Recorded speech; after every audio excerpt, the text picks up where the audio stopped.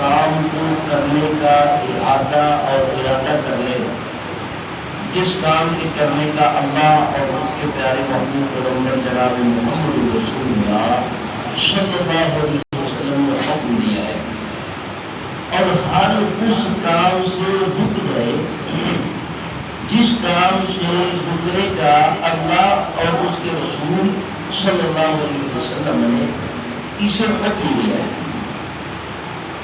آج کی باتیں آپ کے سامنے ذکر کرنا چاہتا ہوں، وہ کل 3 باتیں ہیں۔ ترمذی کی روایت ہے، عبداللہ بن عمر رضی اللہ تعالیٰ عنہ راوی ہے، بڑی خوبصورت باتیں ہیں۔ آقا کریم نے فرمایا یا معاشرہ من اسلم، اے وہ لوگوں جنہوں نے اسلام قبول کر لیا ہے، کلمہ پڑھ لیا ہے، لا الہ الا اللہ محمد رسول اللہ کا زبان سے اقرار کر چکے ہیں، اپنے دل سے اس کی تصدیق کر چکے ہیں، انہیں چاہیے کہ وہ اپنے عمل کے ساتھ بھی اسلام کو ثابت کرنے کی کوشش کریں۔ تو آقا کریم نے ایسے لوگوں کو مخاطب کر کے فرمایا جو مطیع اور فرما بردار ہو گئے۔ آقا کریم پہلے نمبر پر فرماتے ہیں اے اہل اسلام کی جماعت، یاد رکھو تم نے ولا تؤذوا المسلمین، آج کلمہ پڑھ لیا ہے، لا الہ الا اللہ کا اقرار کر چکے ہو، آج کے بعد تمہارے ہاتھ سے کسی مسلمان کو تکلیف نہیں ہونی چاہیے۔ یہ رسول اللہ فرما رہے ہیں اس جماعت کو جس نے اسلام قبول کیا ہے۔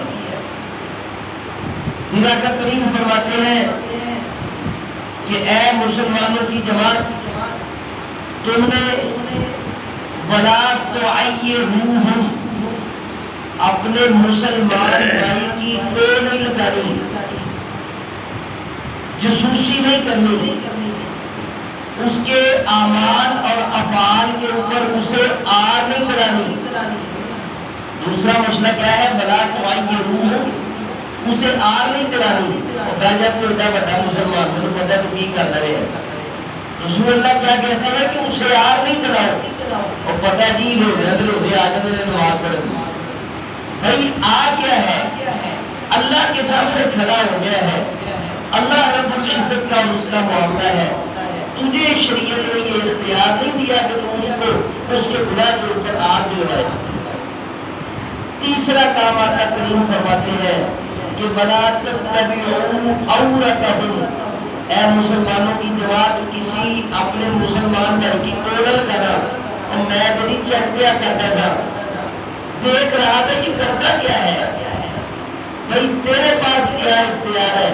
اللہ کے پیارے محبوب پیغمبر جناب محمد رسول اللہ صلی اللہ علیہ وسلم نے 3 باتیں کرنے کے بعد تیسری بات پہ آقا کریم نے فرمایا کہ وَلَا تَتَّبِعُوا عَوْرَتَهُمْ، کہ جو بندہ کسی مسلمان بھائی کی شروع کر دیتا ہے، پیچھا کرنا شروع کر دیتا ہے، جاسوسی کرنا شروع کر دیتا ہے، عیب ڈھونڈنا شروع کر دیتا ہے، آقا کریم فرماتے ہیں اللہ رب العزت کی ذات اس آدمی کے عیب ڈھونڈنے لگ جاتے ہیں، اور پھر اللہ تعالیٰ اسے ذلیل اور رسوا کرتے ہیں۔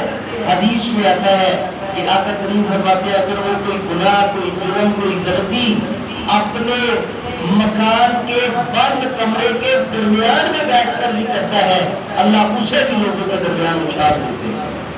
کیوں کہ یہ مسلمان بھائی کی عیب جوئی کر رہا تھا، یہ مسلمان بھائی کی کوڑ لگا رہا تھا، یہ مسلمان بھائی کا پیچھا کر میں جب کرتا تھا نہیں، اس کی عزت کے پلے کچھ نہیں چھوڑا، یہ کب کر رہا تھا، وہ کسی کو منہ دکھانے کے قابل نہیں رہا، اس نے کہہ دیا میں نے طے کر لیا گیا بس ساتھ تو یہ 3 کام آج کی حدیث کو سننے کے بعد ہم نے بچنے کی پوری کوشش کرنی ہے، بڑا مشکل طرح معاملہ۔ بلا مسلمین، مسلمان کو تکلیف نہیں ہونی چاہیے، مسلمان تو ہے بھی وہ نا، من سلم المسلمون بلسانہ ویدہ، جس کے ہاتھ اور زبان میں اس کا مسلمان کا محفوظ ہے۔ اصل مسلمان تو وہ ہے تو اس لیے شریعت نے کیا قید لگائی ہے کہ تم نے کسی کو تکلیف نہیں پہنچانی. تو ہم نے کوشش کرنی ہے, پوری کوشش کرنی ہے کہ کسی کو ہمارے ہاتھ سے تکلیف نہ پہنچے, ہماری زبان سے کسی کو تکلیف نہ پہنچے, ہمارے کردار سے کوئی پریشان نہ ہو. پھر دوسرا کام ہم نے یہ کرنا ہے کہ ہم نے کسی کو آر نہیں دلانی. جس طرح ہم آر اکثر دلاتے ہیں کہ جناب اپنا میں دیکھا ہی میں جناب مسلمان ہے, وہ فلاں کام کی تو بڑی غلطی بھی تو انسان جو ہوتی ہے نا, تو اس لیے اسے آر نہیں دلواتی. اس کا مطلب یہ نہیں کہ آپ اس کی اصلاح نہ کریں, اصلاح کا تعلق اس کے پرسنل کے ساتھ ہے, اس کی اپنی ذات کے ساتھ ہے. اکیلے میں اسے لے جائے, اسے بات کر بھائی تیرے اندر کوتاہی ہے, یہ غلطی ہے, یہ خطا ہے, اس کی اصلاح کر لیں. اور اگر آپ اسے آپ دلوائیں گے اور دیکھا ہے تیرے جیجا تو مسلمان ہے, تو آئندہ وہ نیک عمل کرے گا, بلکہ وہ جا کے کہے گا اس سے بہتر تھا کہ میں مسلمان نہ ہوتا جو مسلمان میرے ساتھ رویہ اختیار کر رہے ہیں. تیسرا, ہم نے کسی کی ٹوہ نہیں لگانی, پیچھا نہیں کرنا کہ جناب اس کے عیب ڈھونڈتے پھرے. ہر وقت صرف ایک ہی کام ہو زندگی کے اندر کہ میں نے دوسرے کی غلطیاں تلاش کرنی ہے. تو آج ہمارے معاشرے کے ٹھیک نہ ہونے کی ایک بڑی وجہ یہ بھی ہے کہ ہر کوئی اپنے آپ کو ٹھیک سمجھتا ہے اور اس کی نظر میں دنیا کا دوسرا کوئی بندہ ٹھیک ہے ہی نہیں. اس وجہ سے ہمارا معاشرہ ٹھیک نہیں ہو رہا, کیونکہ کوئی اپنی اصلاح کرنے کے لیے تیار ہی نہیں, اپنے آپ کو کوئی غلط سمجھتے نہیں.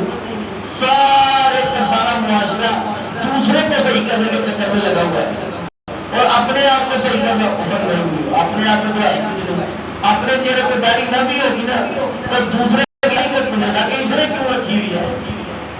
خود نماز نہیں پڑھے گا, دوسرے کی نماز پر پڑھے گا کہ یہ کیوں چل جاتا ہے مسجد میں.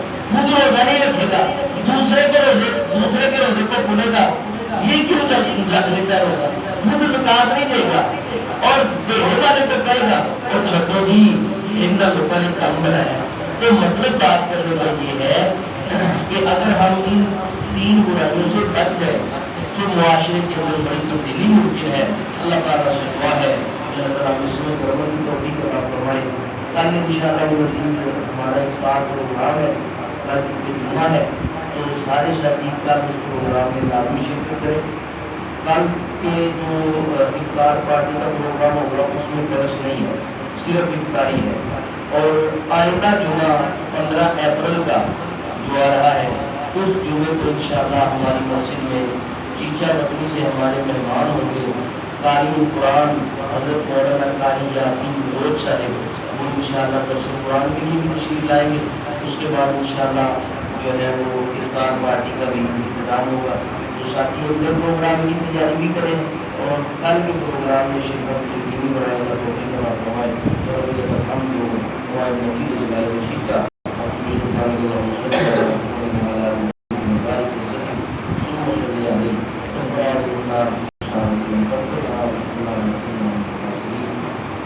میرے اللہ ہماری زندگی اتنی مشکل ہو گئی ہے, اللہ ہم نے معاشرے کو ماحول ایسا دے دیا ہے جب تک کسی کی ٹوہ نہ لگا لیں, کسی کی ہمت نہ کر لیں, کسی کی عیب جوئی نہ کر لیں, کسی کو تکلیف نہ دے لیں. اللہ کوئی ہمارے اخلاص کو ماننے کے لیے تیار نہیں ہوتا. ہوائی ایسی چل گئی ہے.